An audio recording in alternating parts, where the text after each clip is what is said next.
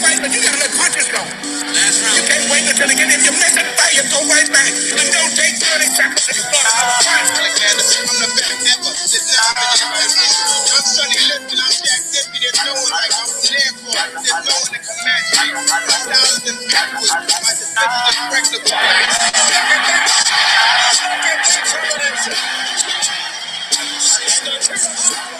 I kept telling you he had no punch, he couldn't hit, he's swinging like a sissy, he's missing, let me see you bump. I hadn't started dancing yet. A tremendous motivational first round, and Burns gets hurt. Burns got stunned. Echo was stunned early in the round. Great first round. Incredible. Perhaps one of the best in middleweight history. That black guy, he hits hard. Bang, bang, bang, bang. Fire. Jump the Mongo.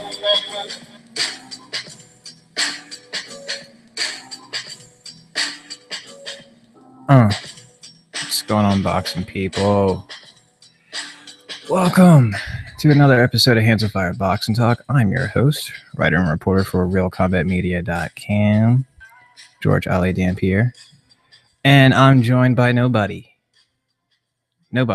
at all, just me by my lonesome. It's just me and this Yangling right here. So we're gonna tough it out. No, I mean this is how it started, right? So I mean, if you've been down from the get, you know I used to do this by myself for about 15 podcasts. And even before I even got on YouTube, they were all by myself. So yeah, I ain't new to this. I ain't scared. You know, don't play me. Anyway, welcome again. So topics for today, obviously Mikey Garcia's dismantlement of Adrian Broner. Charlo, fuck, I had that right earlier too. One of them Charlos, the bigger one, had sent a message, just like I said in the title, throughout the middleweight divisions, possibly to, or specifically to Canelo Alvarez and Gennady Golovkin. We'll talk about, you know, as far as his possibilities, or at least how I see how he would do with either of those fighters, you know, later on. Also, Lomachenko, who fights this weekend on free TV, part of Bob Arum's ESPN deal. So that's, you know, going to be a lot of fun getting into. Also, the other undercard fights for the Mikey Garcia. I believe there was a Miller versus Gerald Washington. I guess a few of the fellas got that prediction wrong, as far as Gerald Washington goes. And then I believe that's it. So let me just jump right into it. Mikey Garcia, man, fought probably one of the most disciplined fights I've ever seen. He was solid defense. I mean, he got caught. I mean, not much, but you know, Adrian Broner wouldn't let off, period. So I mean, that also played a part. But I mean, what I noticed specifically throughout this fight that I was just in awe of, well, not in awe, I want to sound too grandiose, but just really impressed with his ability to just keep keep distance, or at least a good sense of distance, every time he decided to go in on Adrian Broner. He didn't stay in too long, and he was very shot selective and accurate on top of that. He was able, you know, when Broner would cover up, he would throw a lot of uppercuts in between the guard and get him out of there, or at least not get him out of there. What am I talking about? But definitely get some good shots in, where Adrian Broner tried to pretend that, you know, they weren't landing with shaking his head bullshit. You know how like we can't see the, like, they're clearly knocking the back of your head, you know, popping it back and shit. So I mean, come on. Overall, I mean, a lot of guys went into this fight possibly Um, Overestimating Adrian Broner. I could have sworn, at least if I hadn't said it on this podcast, I'm almost certain I have. But Adrian Broner has this inactivity from Adrian Broner, which he showcased again this past Saturday. Has he? This isn't new. He was like this against Granados, which made that fight close. And even before with God damn it, who the hell was it? Uh, Fuck, it's not registering with me right now. But I mean, he just has a history of just having of inactivity in his fight. That was part of another reason. But I mean, maybe I even slightly gave a bit more credit than Adrian Broner, just off the fact that would have thought, with a smaller guy, he wouldn't be so reluctant. And on top of that, he was rather acclimated to the weight. So there's no one to say he couldn't hurt Mikey, even if he didn't throw that many shots. But I mean, he didn't even give himself that chance, which is, I mean, just all around disappointing for anyone who had some type of hope with Adrian Broner. I ran short, and that's why I did not pick him for this fight. And I don't even feel like I would get much credit for even being right, because this, in a sense, is exactly what I thought from the very beginning. So, I mean, from this point, where does Adrian Broner go? I mean, for certain, he's out of the top, top welterweight fights for the time being, or at least as far as even as far as making that marketable, or at least max potential earnings off that fight are gone. I mean, Adrian Broner would have to claw his way back into relevance, and I just don't see him, for one, even having a discipline to do it. But that's the craziest thing about this, is that this was the fight that he talked so much about being disciplined, and this is going to be a different camp. I ain't talked to my kids in a week. This is real different. And in a way, it was kind of believable. And I guess that's why some guys were a little bit sold on it and eventually disappointed.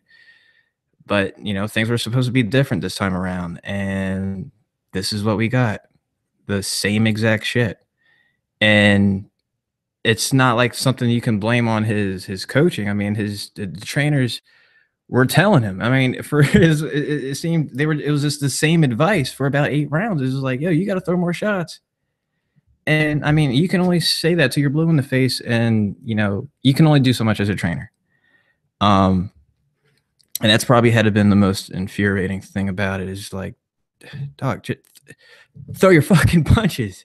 Like, what are you doing? I think he probably had earned maybe 1-2 rounds for most judges. I believe 2 had it 117 to 112. I forgot what the other score was. I could pull it up, but I don't want you guys to see my browsing face. I'm trying to do this all off the top. So yeah. So I mean, unanimous decision. More convincing than I originally thought. I mean, damn. So so enough about Adrian Broner, but Mikey Garcia. It's as good as a performance as this was, or as it was, yeah. There's a part of me that's, I don't want to seem too cynical, but it seems like even with this win, it was a great performance, but what does it really do? You know what I mean? Does that mean he's now legit contender, possible champion, or dominant force at 140? In Dojo and Crawford are kind of hashing that out right now. So, are we really gonna say that we think that Mikey Garcia could take out Terrence Crawford, man, that would be a good fight, though. No, I'm thinking about it. I don't know if he would win, but that would be a pretty damn good fight. Um, and seeing how Ndogo looks in his fight with Crawford, that might be a pretty good fight as well. So who knows? So yeah, that's Mikey Garcia. Jamel Charlo beat Jorge Sebastian Highland in a TKO in the 5th round. Kind of an odd fight. Right off the bat, I noticed Highland was, had this weird twerky, herky, jerky motion. Like when he would like square up, it was like his I don't know. It's hard to explain, but it's almost looked like he was about to start pop locking with each step he was trying to take. It was just weird. Like so right off the bat, I don't know. Like I said, I had seen film on Highland before, and I know he was a kind of an awkward pressure guy. But that's why I wasn't too. That's why I couldn't, necessarily spot it out right off the bat, is because, like, wait, is that just how he is, or is he fucking hurt? Because it just didn't look right. And then after a while, they started talking about the leg or his knee being an issue, and then it started to make sense.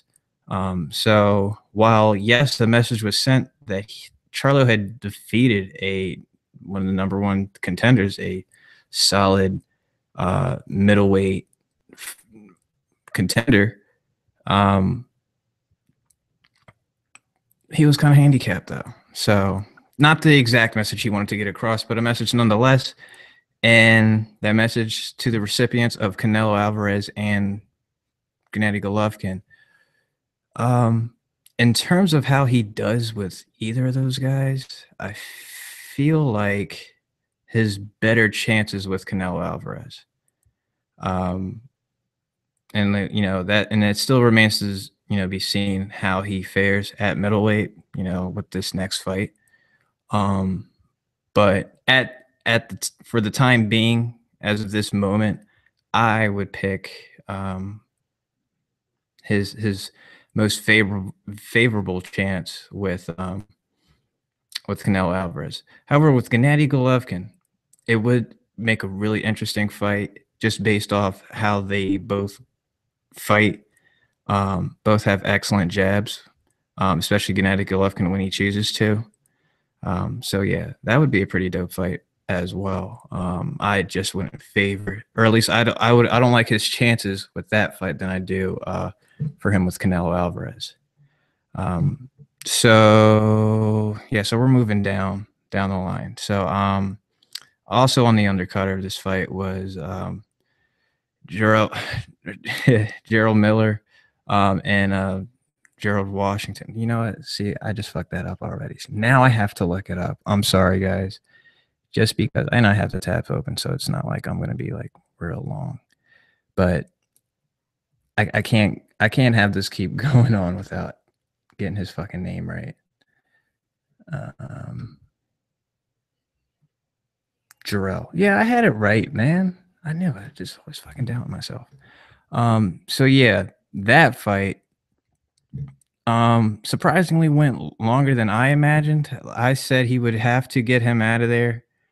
Or at least I would imagine him getting him out there before the 5th round, just because Washington is a better boxer overall, and he's made Deontay Wilder look pretty bad. And with that being said, you would have to pick his chances better with someone like Washington, or not Washington, but Miller. But Miller was surprisingly in better condition. Still was gassing out here and there. I just don't like. I'm just not really impressed with him too much. You know what I mean? I don't see what he does spectacularly that stands out with any of the champions right now. If anything, I mean, I saw a lot of guys on Ring IQ there's actually a real interesting one I saw that had Miller and Dillian White, side by side.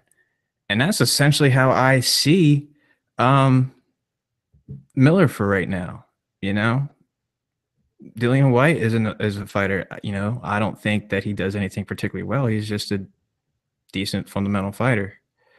Um, Probably his peak. You know, he might hold the title for a little bit at some point in time, if he's lucky. And that's the same way I would feel about Gerald Miller. But I don't even see. You know what? That's funny because now I'm even starting to wonder if that's even possible. But you know, weird situations have happened. I mean, look, Romain Stavern was WBC champion at one point, so you know who the fuck's to say. So I believe that is it regarding Saturday night. Pretty decent night of fights too, man. Katie Taylor was also featured. I was a little upset though, because I wasn't originally able to, you know, watch these fights live. Like, you know, I was assuming this was going to be on, you know, on Showtime, seeing that there was nothing fucking on to that whole day. You know, there wasn't any other fights going on, so I didn't understand why that was the case. And they ended up streaming all those fights to, you know, like to their YouTube channel or whatever. So yes, now we go on to this Saturday, where Vasyl Lomachenko will be fighting Miguel Mariaga. I think I said that right. He'll be fighting on, like I said, on ESPN in Los Angeles, California. I'm not sure where is this taking place at though. I'm not sure where the venue is. The Microsoft Theater in Los Angeles. Never heard of that one, but you know, maybe some LA folks might, you know, that might be more familiar with you guys, at least that region. Also Ray Beltran will be fighting Brian Vasquez. And I'm just trying to see here any other notable names that I'm recognizing. No, not really. Okay, no, all those other ones are actually pending approval. There's still fights that are, you know, they're still pending for this Saturday, which just goes to show you the life of a boxer, man. When you're not the star, you're just fucking waiting check to check, and it's a matter of 2 weeks for a fucking fight. Vasyl Lomachenko, though, Miguel Mariaga. I don't think anyone's really expecting an upset here. And for some, it might even surprise if it's a decent fight, which, you know, I would be under the same impression. Vasyl Lomachenko is, for me, this is just another chance to see one of my favorite fighters just put on a masterclass. It is just so much fun to watch. And he's at this point now where it's every time his fights come up, he's the fight that's on hand isn't even the discussion or the topic of discussion. You know, it's what's next, or you know, who can really challenge this guy, and that can, it can be like sour milk, man. After a while, you know, people are just going to get tired of it, and they want to, you know, see something. And of course, you know, a lot of this isn't his fault. You know, there's people who, you know, it takes two to tango, right? But Bob Arum, you know, he's not new to compromising. You know, I figure, you know, with now an open relationship with Al Heyman, of course, probably the Oscar De La Hoya probably won't work out anytime soon. You know what? I can't even remember. Have I wonder if K2 has worked with them before. I don't even know if they have a fucking what is it, a 130-pounder anyway. So what does it matter? I mean, for this point, it's just a matter of just watching how he just fights, and that's why at least at this point I can't get mad and I'm just enjoying of every performance he has to offer from here on out. So what can you do, right, Bo? Yeah, yo, what's going on, man? What's going on, Bo? Just talking about Vasily Lomachenko's a little preview of Miriaga, and just pretty much about the fact that every time it seems like his fights come up, the it's usually a subtext, which is the bigger story than the actual fight that's taking place, which is when the fuck is he gonna fight somebody? You know, the funny thing about that is you have people who like Vasily Lomachenko who would get tremendously upset if you was to say something like that. I don't have a problem with Vasily Lomachenko. I think he is an exceptional talent, and I think he's a good fighter. But if I was to put it in a vacuum, right? And I say this all the time. If I was to put it in a vacuum of 11 fights winning 2 championships, then I always ask, isn't the guy you guys mentioned, especially when you consider the fact he beat Adrian Hernandez, who he was coming off 7 title defenses. Then he beat Omar Narvaez, who was the lineal champion, coming off 8 title defenses. Vasily Lomachenko beat Gary Russell for a vacant title, right? Because Orlando Salido didn't make weight when he first fought him, so he loses to Orlando Salido, and we can argue about how and all that. Fine. Bottom line is he lost, right?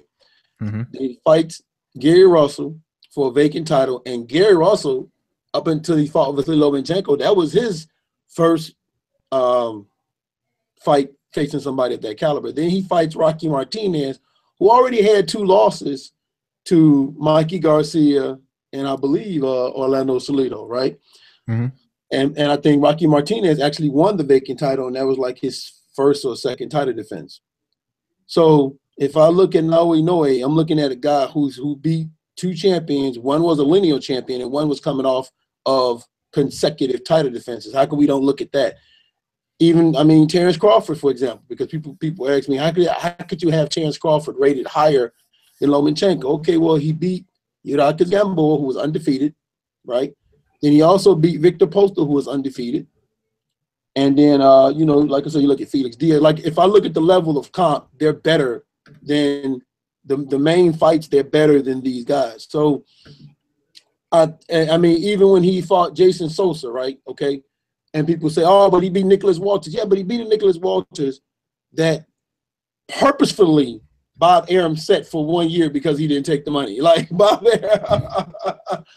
Arum purposely told him, okay, so you want to fuck me? You want to try to get more money out of me? Have a seat for a year. And notice we haven't seen Nicholas Walters since. Yeah, I was just about to say that you haven't seen him since then. You know what I'm saying? You haven't seen him. Damn shame. Right. And then they say, okay, well, he beat Jason Sosa. Jason Sosa struggled with Steven Smith, and I thought Nicholas Walters had beat him. So I think what people have to understand is, if you're going to put a guy, if you're going to tell me a guy is a top 5 pound-for-pound guy, you have to understand the criticism that's going to come along with that when people start breaking down the resume. And that's what people I think that's what people have to understand and look at. It's not that we don't like him or don't hate him, but if you're telling me he's a top 5 pound-for-pound dude, well, you got to give me more than Rocky Martinez. You got to give me more, you know what I'm saying? Like, you got to give me a little bit more than Gary Russell Jr. and Rocky Martinez. You got to give me more than that at that time when he fought him. You got to give me a little bit more than that, you know? When I'm looking at, I mean, even with Golovkin, I'm like, you got to give me more than Daniel Jacobs to tell me this dude is a top 5 pound-for-pound guy. Like, I need to see more than Daniel Jacobs. Sure. And people generally get mad at you, but it's crazy because we could talk, like, they'll look at you like you're crazy, but when it comes to Andre Ward, they act like Kessler and Froch and all these dudes are nobodies. So it's like, you won't escape that. But it's not to say that he's not a challenge. You're absolutely right. I think that also you have to look at too is, and I say this, I don't blame Vasily Lomachenko. I think his team are making moves like this Mariaga thing. I'm sorry, I don't like it. I really don't like it because I don't like it only because of the fact you're talking about a guy that just last fight, he took a loss at 126 against Oscar Valdez. If he couldn't beat Oscar Valdez, I'm supposed to believe he's gonna beat Vasily Lomachenko. You know, so I don't know, man. You can't criticize a fighter nowadays without people think that you're hating on them. Oh, And of that's course just the not. truth. No, you That's better just the not. truth. You better not, Bo. Oh no. Oh hell Won't even no. Oh let hell people no. won't even let people speak their opinions. But what was I gonna? Oh yeah, there was a question in the chat from Henry. What was it? What was your last name? Was it Henry Lyles? Asking Brit about the Ndogo versus Crawford fight. If I think there's a possible upset there. I don't know. Fairy tale stories usually come to an end. And I'm just kind of unmoved from that right now. I'm sorry. I think that would be really cool if Ndogo won, but I don't think so. Let me ask you this: how come Crawford winning can't be a fairy tale story? How come it has to be Ndongo winning is the fairy tale story? Well, I mean, in comparison to stories and Yes, how it comes okay. at it. I mean, Crawford was groomed for this, and just not the case with Ndogo. Okay, So, I see. But listen, I mean, I'm happy regardless. I'm happy if Ndogo wins because I mean, how crazy of a story is that?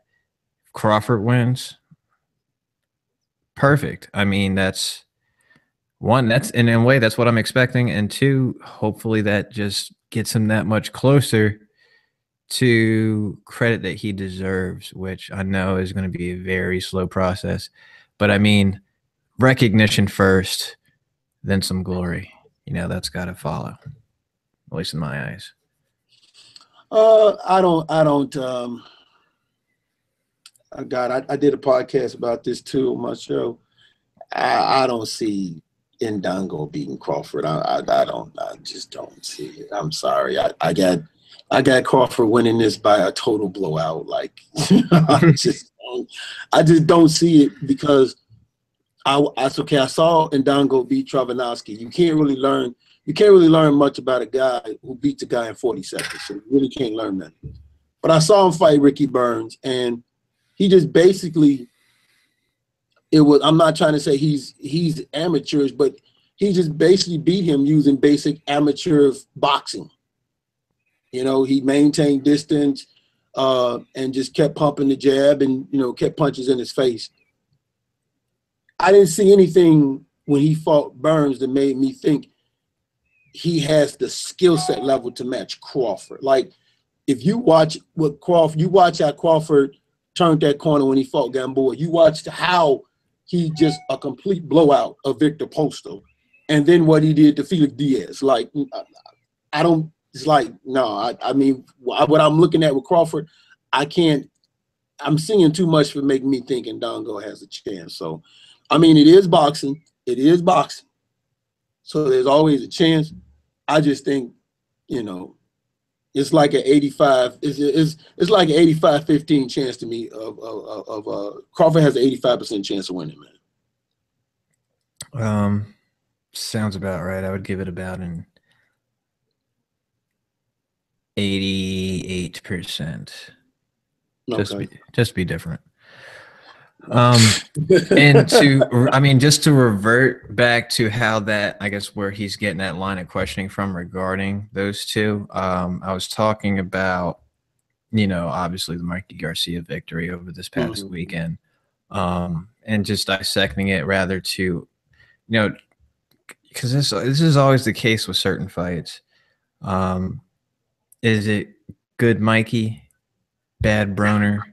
I've come to say it's a mix of two, or a mix of both of them, but slightly more toward bad Broner, just because, who's to say Mikey Garcia, even though this was a great performance, who's to say, I mean, he would definitely be a contender, but, who's to say that he dominates in Dongo or is even competitive with Crawford. You know what I mean? Mm, yeah, that's true. That's tricky. Did you talk about Adrian Broner and Mikey already? Yeah, I discussed it already. So I mean, that's what I was saying. I was reverting. That's where that line of question is from. That's what Okay. I've, at least my analysis on it. So I mean, I don't as far as know. that assessment goes, what do you think about that? I definitely think I think it was a combination of both. I never. I think it's a combination of both, but I think it's more of a combination of good Mikey.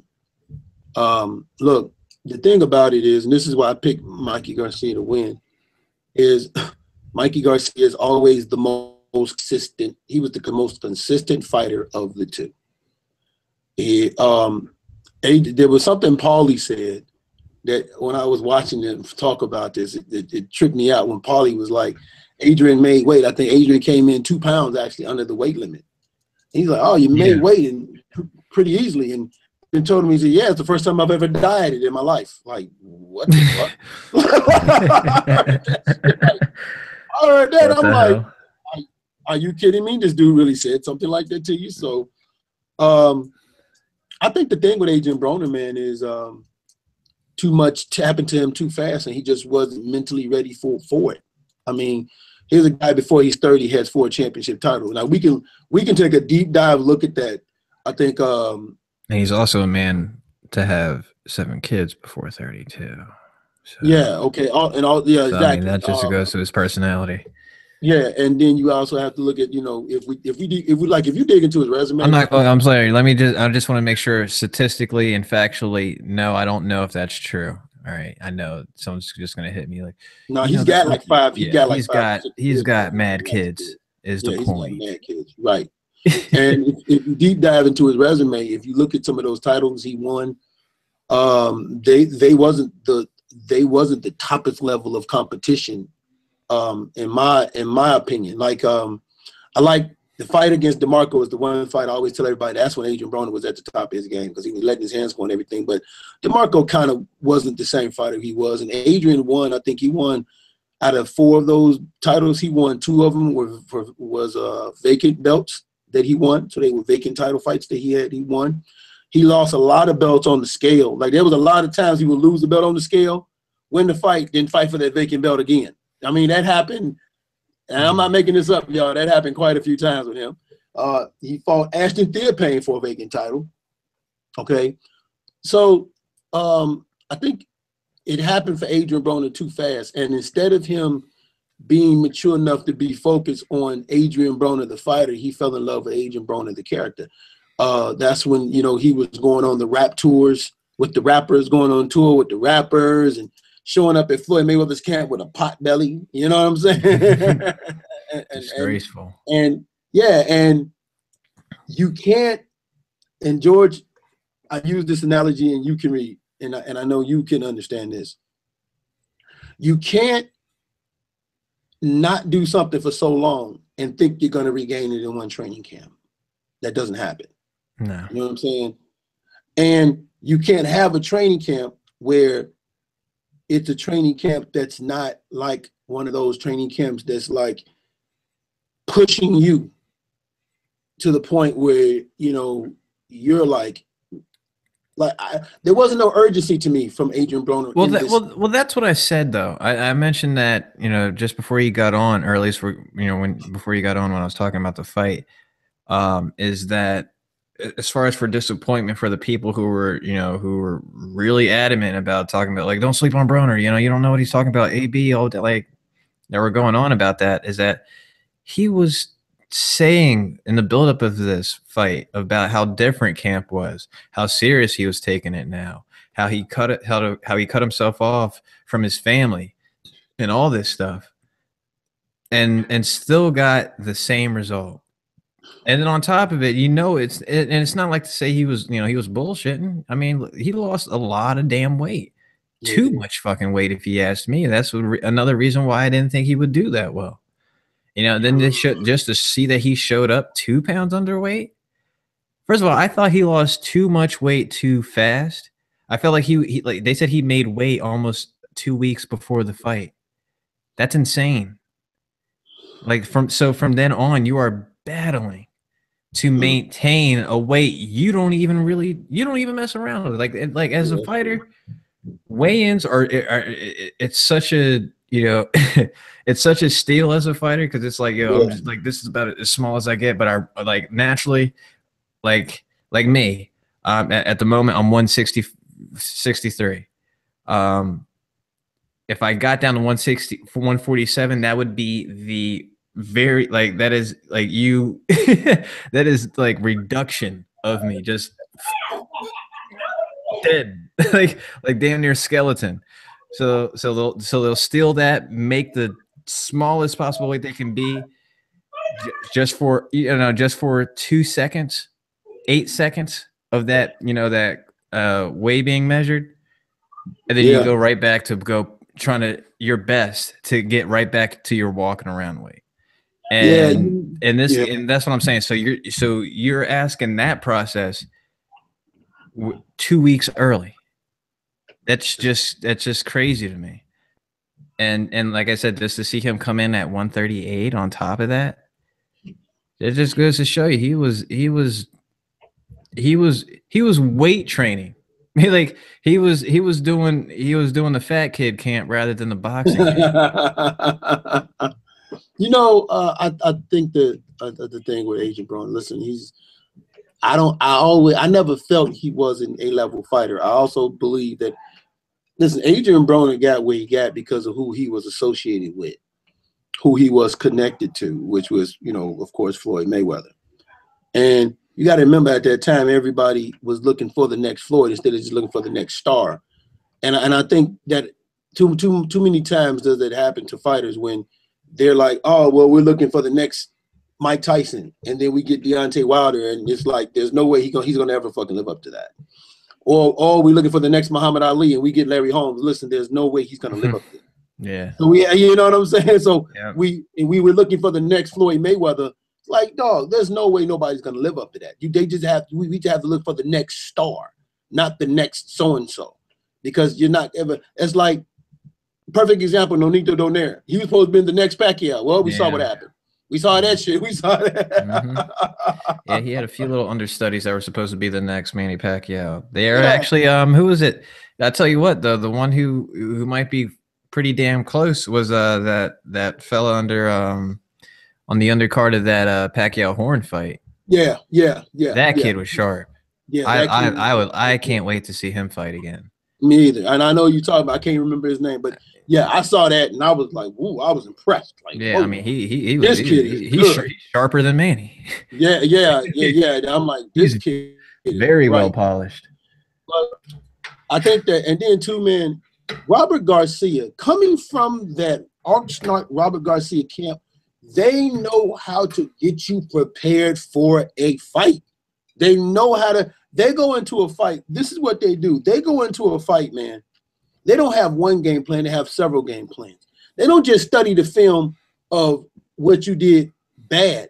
They study the film of what you did good too. So they have they're ready for you in this camp. And the bad thing about it is there was 2 rounds that I gave Adrian Broner. I only gave him 2 rounds. And believe me, I tried, y'all, to give him at least 1 or 2 more so it wouldn't look like a complete fucking blowout. I really did. Those 2 rounds I gave him, you watch when he was letting his hands go, going to Mikey Garcia's body. Mikey didn't like that. Mikey didn't like them body shots. He didn't like them at all, period. As a matter of fact, he even cracked Mikey's nose a little bit. But the problem he did. He doesn't do it on a consistent basis. You gotta, if you never let your hands go, you can't think you're just gonna walk down somebody and not do nothing. That's not boxing. You can't just shake your head at a dude because he throws a 4-punch combination, even if it misses. That doesn't negate that 3 punches just landed in between your guard. Right, you know what I'm saying? Let's say Adrian Broner throws the 4-point. I mean, let's say that Mikey Garcia threw a 4-punch combination, and maybe 2 of them punches landed. Well, you still can't do this and throw nothing. That's 2 more than what you did, and it gives the illusion, oh man, this dude is winning the fight because he's throwing and you're not. So it gives that illusion. You can't constantly. You're the bigger dude. Why the hell are you backing up? Like Mikey literally is walking up on Adrian with his hands down. I'm like, are you fucking kidding me? Yeah, and I think, I mean, and that's why I said in a way it's what I expected, but in a sense not. Just because, um, you know, there were people, like I said, rallying around the fact that, hey, look, people are sleeping on Broner, blah blah blah. You forget, I mean, and we're always the the topic starters were who has Mikey beat, Yeah. and I'm just about sick of that because I mean, at some point, you haven't beat anybody to beat somebody. I mean, for fuck's sake. I mean, what the fuck? Are you just gonna go into just go into your career with bodies? Come on. You know, whenever I hear that "who is Mikey beat" thing, it's funny to me because he beat that guy Z, and I think he actually, I don't know, I think he might have won a vacant title, but the fact is he beat this guy that was undefeated, knocked him out cold. This dude had never even been knocked down. Mikey knocked him the fuck out cold. Okay, and he did it coming back off of only having one fight after a 2-year layoff. He has a 2-year layoff almost, comes back, has one fight, immediately goes for a title. Then he fights Adrian Broner. So when people say, well, who is he beat? Well, hold on for a second. It's not so much as who is he beat, it's how is he looking in these victories. Adrian Broner, in my opinion, he did not beat Adrian Granados. A lot of people felt like he didn't beat Paulie. Okay. We saw what Marcos Maidana did. So when you say, well, who is he beat? Like I said, I could look at Adrian Broner and say, wait a minute, them 4 titles he won, you know what I'm saying? Escobar, Escobar, or whatever the dude's name is. I'm like, come on, man. Ashley Theopain, like, come on, man. Let's be real here, dog. Because I will give Adrian credit about one thing though. He will get in the ring with anybody. So I give him all the credit in the world with that. If you look at his resume, he's been in there with Porter, he's been in there with Mikey, he's been in there with Maidana. So he gets in there, he will literally get in there with anybody. And I give him credit in the world for that. But then you want to know something? Signature win. He needs to, like, he's gonna mess around and be like Fernando Vargas and Opakar. Guys who could beat the B-level guys, but they could never get that signature victory. Like Marcos Maidana is to Adrian Broner what Buster Douglas was to Mike Tyson, meaning that that'll always be the fight. We look at and say that was the beginning of the end. That's when it started right there. And you want to know how steep the drop off is with Adrian Broner as to the fighter he's become now. Is I remember there was a time when he had first started coming up, and I think it was before his first title fight. So it was his come up. And I remember, that comparison coming into my head of Floyd Mayweather. Yeah. Just because of the style. But what it made me think of at least as the current Floyd Mayweather, or at least the one at the time being when he was coming up, I thought, this is like a Mayweather, but more offensive, which is why I liked him, out the gate. So coming from a more offensive version of Floyd Mayweather to some guy who poses as someone who's defensively sound and doesn't throw punches at all. Damn. I mean, if the shoulder roll Philly shell, didn't give you away as a poser, shit, you got found the fuck out for a while now. Actually, I can't even say it was with this fight. I mean, this was literally the same performance against Granados. Yeah, actually, it was. It was, and I don't believe that shoulder roll ever worked for him. I don't even think that was his shoulder roll. Yeah, he doesn't slip shit. I mean, he gets hit. Like Mikey was definitely landing uppercuts through the guard, right hands around his. Eventually when he would just cover up, and I mean, like I said, still get around it. Well, the problem with Adrian Broner is, and this is not to harp on him, but this is the reason why I picked Adrian. I mean, I picked Mikey to win because Adrian Broner always has to reset. Like if you throw a punch at him, he has to reset. He's a guy that has to, like, have you ever seen Adrian Broner counter somebody in the middle of a combination? He's a guy that has to reset. Yeah. And like with a guy also, like Mikey, sharp shooting you, That's not good. Exactly. And also, I was a little bit surprised on how much respect Broner was giving him off the bat. Mm. Um, and by that I mean just off the simple observation of how they're approaching and looking to engage each other. Anytime Mikey even feinted or made the jab, Broner reacted every time. You ever look at a time where they're fainting? He's already looking to get the and fuck out we're there. always the topic starters were who has Mikey beat? My bad. You got the thing on, man. You like the sound Yeah, of my voice? I actually, it just opened up on me. I'm closing it out now. Go ahead. You like the sound of my voice, Bo? Is that what's going on? Wow. All right. Oh, God. Wow. You know what? It's not like you're the first to ask. So no. That's why I have a great customer service telephone voice. Because they'll never know what I look like. Yeah. Yeah, they're great. Yeah, thank you for calling. How can I help you today? You like that girl. You like that chick when you call, you like, man, what's your number? And then you walk knock on her house and she's a 300-pound fat chick, huh? Oh, snap. That's a little bit, that's a little harsh. I wouldn't go to that far. Hey, if anything, I'm probably happened. I'm probably better than what was expected when you hear. But I know. I understand. Here, you know what I mean? I understand. I hear you. I'm just saying that happened to me one time. I had to. Yeah, dog, it did, man. I was. She sound prettier than she looked. Oh, that man, happens a lot. Work, That's. I was at work and calling the hotline for our job, and man, the woman she had a crazy voice. This was years ago, before marriage, before anybody be tripping and shit. So anyway, man. You said during marriage? No. I said before. But anyway, okay. I go to meet her. I go to knock on the door, right? And I had my company gear on at that time. I went to knock on the door, and she came to the door. It was a 300-pound big girl, and she was like, Bo? I said, no, with AT&T. I'm here to fix your phone. I'm looking for Stevenson. She said, oh, that's the apartment next door. I lied my ass off, Joe. Wow. I did, man. Yo. Savage.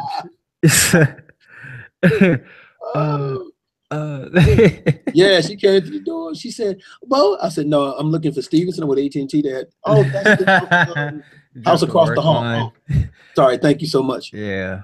Oof. Yeah, I got to get the fuck up out of here. Yeah, and I got the name because you know how when you look in the directory to get in the building, I saw that name on the directory and Stevenson. Yeah, so you know. So you knew who to work with. That worked for me. Yeah, I've done some crazy all right, shit. So went over Mikey's I just want to reiterate because I don't think you were wrong when I said it, but Mikey's game plan with this fight was just so disciplined. You never see fighters just so so focused to keep that game plan. I mean, he kept distance so well.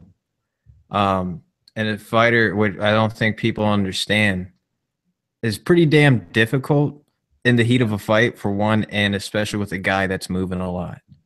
Which is what, I mean, at the very least, that was the most activity Adrian Broner was doing throughout the fight, was fucking moving. And somewhat of a still elusive target, and to still go about that accurate, and being able to pick his shots wisely in and out throughout the 12 rounds, really. That's where I mean when I say that I can't just completely say, or at least take any credit away from Mikey Garcia for the performance with this fight. It's just his chances of being something in the division that I'm just a little eerie on. But like I said, overall, just great game plan. And he definitely proved that he's a smarter boxer. Woo. Yeah. For sure. His ring IQ was on full display. Yeah. And I mean, it was quite just amusing and almost embarrassing in terms for Adrian Broner, just how vastly he just did not see coming, I guess. Just did not predict at all from Mikey. So I mean, again, I didn't like what Adrian props to Broner him. said at the end either, though. That didn't. I didn't like that what he said. I mean, there's a few things he said at the end that I didn't really care to like. Yeah. But what did he say? All y'all in here, y'all still gonna pay to watch? I didn't like that. Oh wait, what? Oh wait, about which part? Remember when he said, "All you guys in here, you know, y'all still a pay to watch." Oh yeah, y'all still pay to see me. He's like, look, boy, you but don't play with that. Yeah. Yeah, man. Yeah, you you're know right. Everyone has. I mean, there's a reason why people are saying, "Is this the end of Adrian Broner if he loses? Is this a make or break if he loses?" Is because, like I mentioned before this, what does he do afterward? Like he is completely cut off from any type of top or at least top relevant fighters right now. It makes no sense for Danny Garcia to fight him. It makes no sense for Keith Thurman to fight him. It makes no sense for Errol Spence to fight him. It makes no sense for fucking. It doesn't even. I mean, I'm almost debating if it even makes sense for even Porter to fight him right now. You know what I mean? That's a step down if you think about it. Which raises my question, and I said this. Then, if this is what we're saying about AB, should Mikey Garcia be placed on the pound for pound list or given? I mean, should all of this accolades and credit and showering of praise be thrown at Mikey Garcia because of what we're saying about Adrian Broner right now? Well, that's what I was hitting at when I said it's kind of a battle as far as to figure out if you can give him that credit because of this. And again, you know, I think just to measure it out, it just goes to who he. I think it was the performance, though. I think nobody had ever done to Adrian what Mikey had done, and I think that's probably what was impressing people the most. Look at you! You still diet, huh? Eating your salad. No, this is not a diet. This is just lettuce on top of other shit. There's cheese. There's cheese, rice. George said, no. Don't get it twisted. No, don't forget, I got red sauce in here too. I got the red sauce, the real sauce, not that green sauce. That's weak sauce. George said, don't get it twisted. This is not a diet. This is I'm a fat son bitch. You know, yeah. See, I see George don't have to worry about maintaining that 175-pound frame. He can eat what he wants. The 175-pound frame that I'm working towards. That's my goal. Oh, you were okay. You're right. I'm trying to get to I'm trying to get between 172 to 175. Oh, okay then. So because I'm a light heavyweight, 6'1", 175 all day. That's bullshit. How you figure, man? How do y'all figure, man? You motherfuckers never seen me. You know? Cause dog, you're bigger than that. No way. You're bigger than that. I wish, man. I wish, man. All right, so I think we kind of covered everything that I talked about before. Real quick, I don't think we got your input on Gerald Miller and Gerald Washington. Okay, I got that one wrong, and I'm man enough to admit that. Listen, I didn't, like I said, I still don't care for neither fighter that much. I feel like Miller is a tree trunk with arms. I really do. God, he came into 298, but when you think about it, he had to come into 298 because he absorbed a lot of hard shots, right? And Gerald Washington is a guy who played one sport too long and then tried boxing. I feel like that's Deontay Wilder with basketball. Well, but see, here's the thing though. At least Deontay Wilder picked up basketball at 19, and he's been doing it a lot longer than Gerald Washington. And then he has lean, like Deontay Wilder has lean muscle. He's 225. Gerald Washington is just muscular, period. And he doesn't like. I don't know, man. Is he fought the wrong fight. Like he had the reach advantage. He didn't use it. He didn't use none of the ring. I'm saying to myself when I watch this fight, dog, move around the ring. Make him carry this 298 fucking pounds and see if he can move around. I mean, if you allowed Gerald Miller to just lean on you and throw punches, hell, he could do that all day long because he's not exerting any energy. But if you're moving around and you're making him lug that fucking weight around that ring all day and try to find you, he'll get tired. You did nothing to see if that 298 could really be tested. So, you know, I mean, it is what it is. For everybody out there that's screaming, oh man, Miller beats Deontay Wilder. Get the fuck out of here. Y'all motherfuckers kill me how y'all think everybody just because they look good can beat Deontay Wilder. Y'all motherfuckers kill me with that shit, man. They really do. They kill me with that shit. Get the fuck out of here. This It's dude because he looks so bad. It's because he looks so bad. Well, you know what? Here's the thing. If you watch the Bermane Stiverne fight, and if you watch the Chris Arreola fight, especially the Chris Arreola fight, when his right hand, he couldn't throw his right hand, he used his other skill. So you saw that it was there. The problem with Deontay Wilder is he believes so much in his right hand, dog, he forgets to do every fucking thing. He just he does. Yeah, because, I mean, you know what? his ring IQ is so young. Like it's incredible.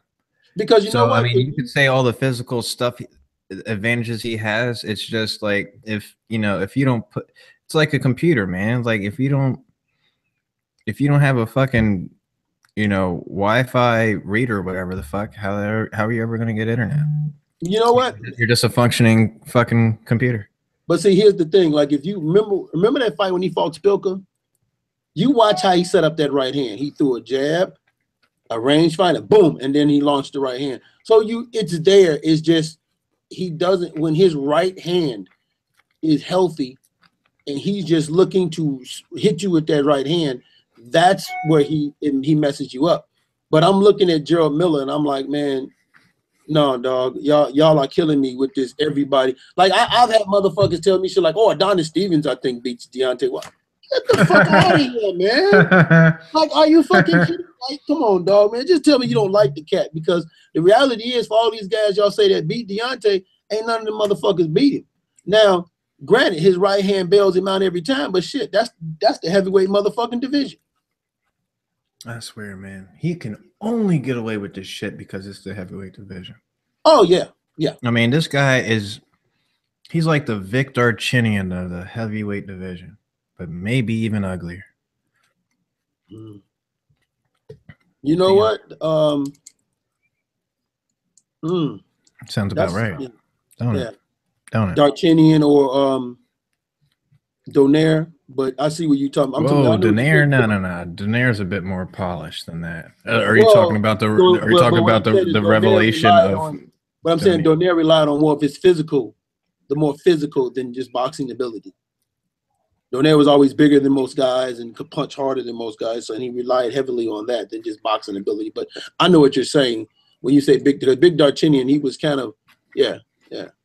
But yeah, don't tell me Gerald Miller beats Deontay. Fuck out of here, dog. Get the fuck out of here. Just because he beat Gerald Washington is like, come on, man. And honestly, dog, remember, I don't know, you guys don't remember, go back and watch it. We talked about, I forget which one it was, when Deontay Wilder was fighting Gerald Miller, and I said, man, listen, I didn't like the fact he was fighting Gerald Miller because he was like, oh, Gerald Miller was real respectful, blah, blah, blah. Man, you fight this nigga because he kissed your ass. Oh, you mean Gerald Washington? Yeah, Gerald Washington. Well, Gerald Washington was always, hey, what's up, champ? Anything? Yeah. I said, so you telling me you fighting this nigga because he kissed your ass? Yeah, right. Yeah, you fighting because he kissed your ass? Like, somebody said, do you think Big Baby Miller beats Joseph Parker? I said, yeah, because here's the thing about Joseph Parker. He does not have that mean streak in him. Like Deontay, say what you want to say. You see that mean streak in Deontay. When he throws that punch, he wants to punch through you. He has a mean streak. Same thing with Joshua. He has a mean streak. Joseph Parker don't have a mean streak. He's like, you'd be like, yeah, you fucking bitch. Well, I mean, we have our differences. Right, yeah, right. Y'all. We have our differences, I would like to see Gerald Miller, since everybody want to push Deontay Wilder off him. I would like to see Gerald Miller fight Dillian White. I would like to see that. Oh, so you were on when I said that, right? You heard that? No, Oh, snap! Look at that. I would like to say, because Big Baby Miller, and actually Big Miller and Dillian White is nothing more than younger versions of Derek Chisora. That's what that's not what I was just gonna say, but I was thinking more of them being just comparable overall, just as far as, you know, I feel like that Dillian White, it literally is a UK version of Jarrell Miller, just not as obese. No, he's more, in my opinion, he's more like Derek Chisora. He's him and like Dillian White is a younger version of Derek Chisora. He's in my, I mean, you might be right too, but I would like to see, because you know what too also is they stopped the fight, but it wasn't like I didn't see Miller actually hurt Gerald Washington. He just beat him down. He just, you know, wore him down and beat him down. He didn't hurt Gerald Washington. So I'm actually questioning his punching power as a heavyweight, because I mean he was hitting Gerald Washington for, I think what they stopped it in what, the 9th round or something like that, or the 8th round. It was the 8th round. Okay, 8th round. So yeah, I mean he was beating on this guy for quite some time, you know. So and that's longer than I imagined the fight was going to be. Yeah, so I'm like, I don't know about that, about the power, but you know, we'll see. But you know, motherfuckers need to stop saying just because you see a guy look good against a guy that's really ain't that fucking good. Oh man, he beat Deontay. Man, get the fuck out of here, man. Y'all killing me with that shit, man. Just tell me I don't like the motherfucker. Okay, cool. I can accept that shit. I can accept that. But when you start telling me shit like Adonis Stevens might even, oh, okay, all right. Motherfucker, it's time. Yeah, it's time for me to leave your group. You better be lucky I'm not an admin in this motherfucker. Like that to me. Triple G might even be. It ain't far out of the imagination. That's the funny thing about it. All right, it's now 9 o'clock, and I feel like we've pretty much rehashed each topic with your perspective now, or at least with mine first and yours. Yeah, man. What happened to Julius? What happened, man? Julius said he had to work extra hours tonight. Must have picked him up because extra hours. That's anything. He typically has off today, so you know that must have been voluntary or emergency, or just wanted to just get the hell away from the kids. You know, no, man. See, Julius be always clamoring for that smoke. Somebody, I don't want no smoke. Then when I show up to get that work, you know what I'm saying? He Tank Davidson my ass and shit. Whoa. You know what I'm saying, Julius? You know what I'm saying? You Tank Davidson me, nigga. So done. You know what I'm saying? When you done with that fake New York tough guy shit, you know, and you want to get some of this Chicago goddamn movement, because the one thing we do in Chicago is we win championships and kick ass, motherfucker. So when you done with that New York Knicks goddamn playbook tough guy act, motherfucker, I got some smoke for your ass. Damn. He said he's about to MJ Ewing you.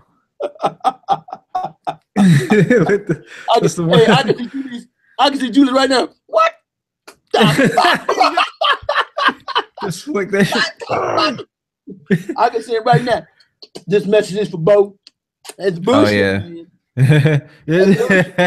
Hey, have you ever noticed how he always holds the phone and never looks at the phone? Oh yeah. You know what's funny? I was actually gonna do an invitation video a long time ago where I was gonna do that.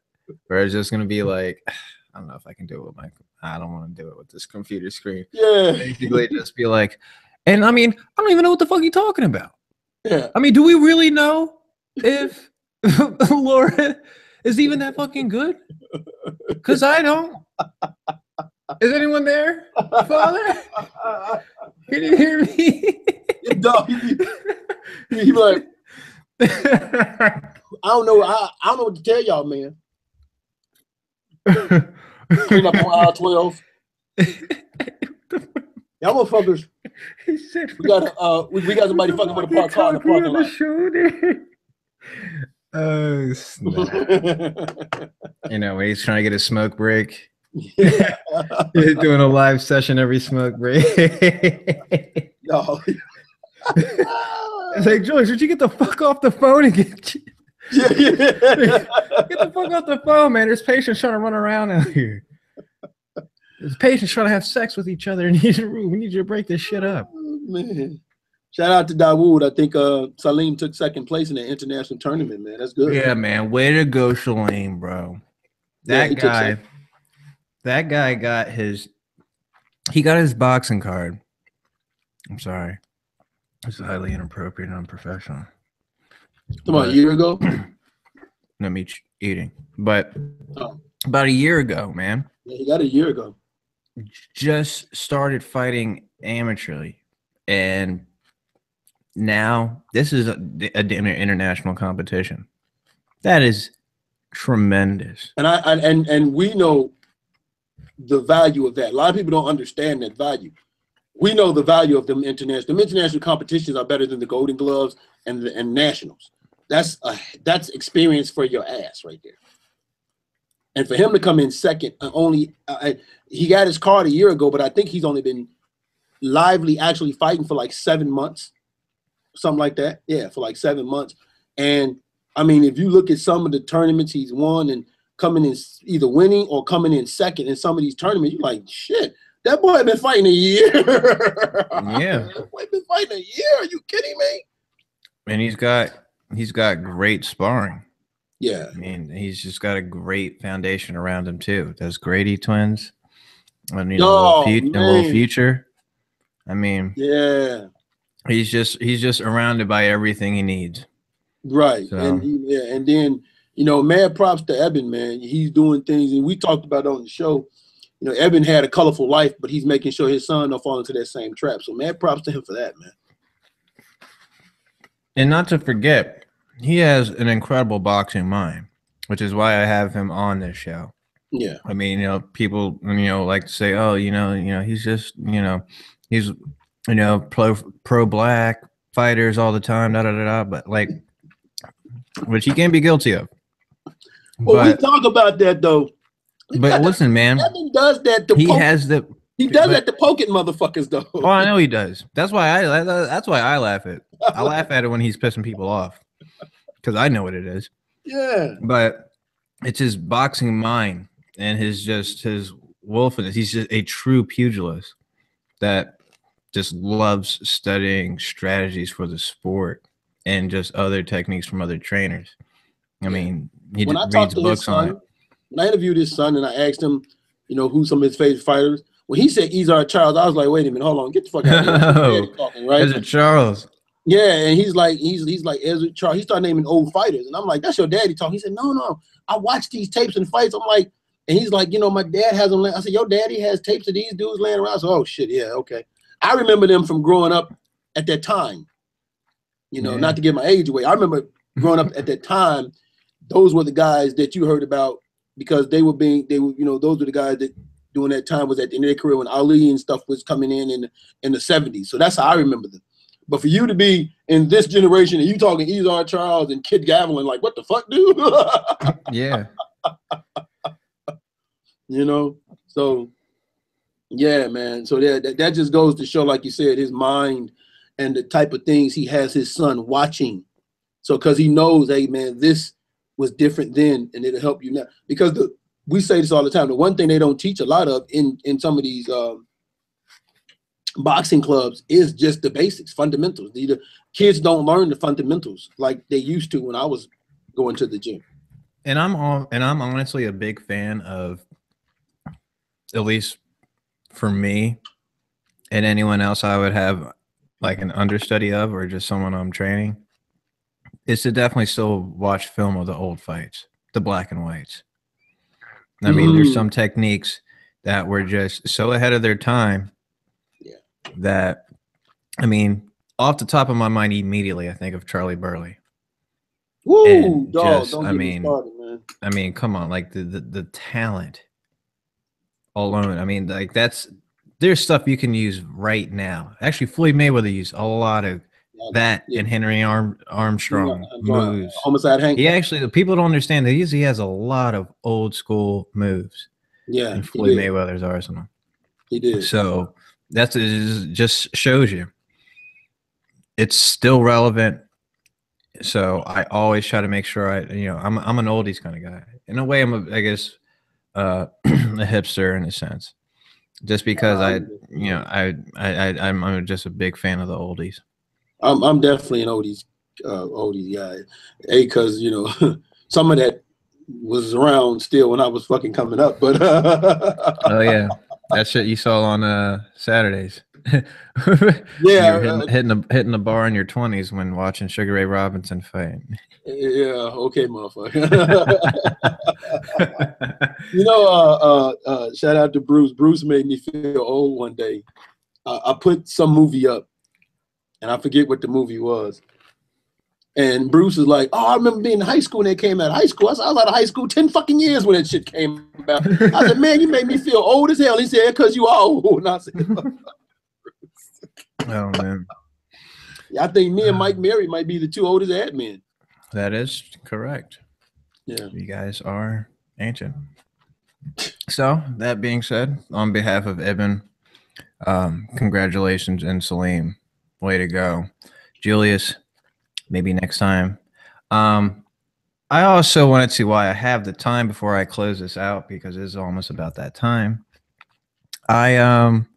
For people who viewed any of my other videos other than the Hands of Fire Boxing podcast, you're probably like, dude, what the fuck's going on? You never did a State of Mind videos. You haven't done the Barcelona videos, the soccer videos, and there's a lot to talk about since I fucking made a video. I gotta get with you, man, because I gotta start getting into that, man. I gotta start getting into that. I do a podcast with my UK compadre, Pep Talk UK, and I'm only on for the boxing segment, and then they go into the soccer, and I'm like, okay, this is my exit. Well, yeah, you need to brush up on your football. If anything, I might need to replace you as a guest on those shows.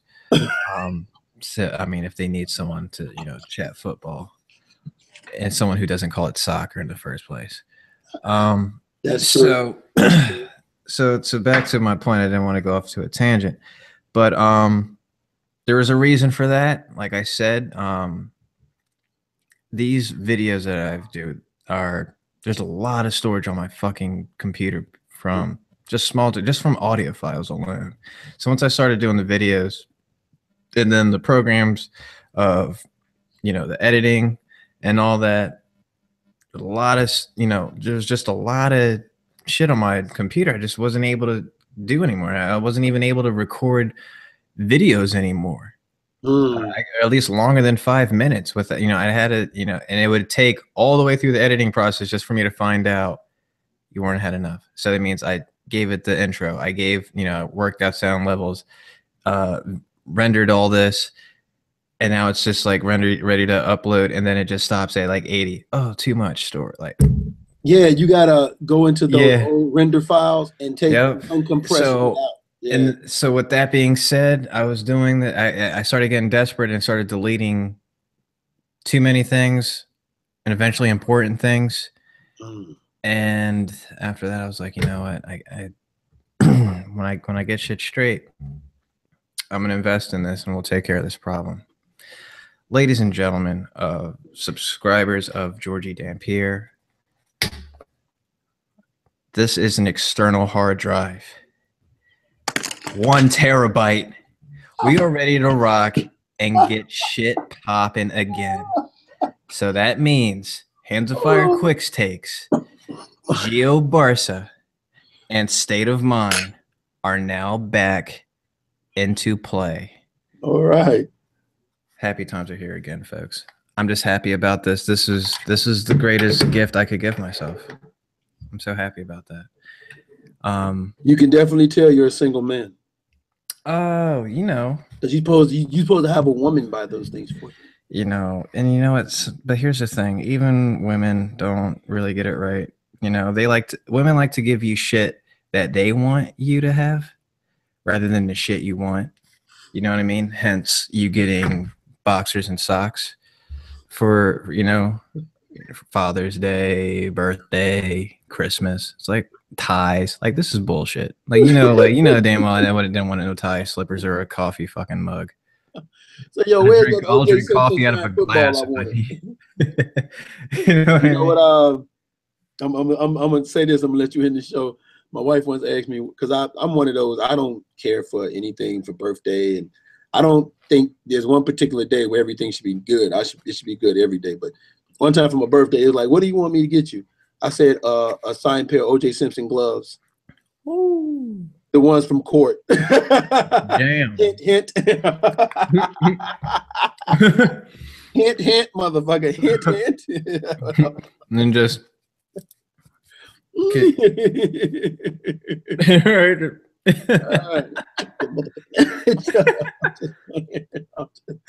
Right, I'm just playing. All right. Before we get homicidal in here, I'll shut things out. So until next week, I also want to try to really work around the UK schedule. You know, UK boxing groups really been on me about, trying to make a show friendly for their viewing. So we'll work on that. I'm feeling like a Saturday would be a good time to try to get that done. So that's when I do all my interviews with them. I mean, we'll do it, but I'm gonna need some UK presence. So if that's what you're about, hit me up and be eligible. Don't be like, yeah, I know I said it, but I gotta go fishing. If you have that punk ass Chris Convoy on and that goddamn cynical ass Robert on, I'm gonna be on for them. Them two motherfuckers. Dog, we was going at it about USA versus UK. I gotta get Robert on.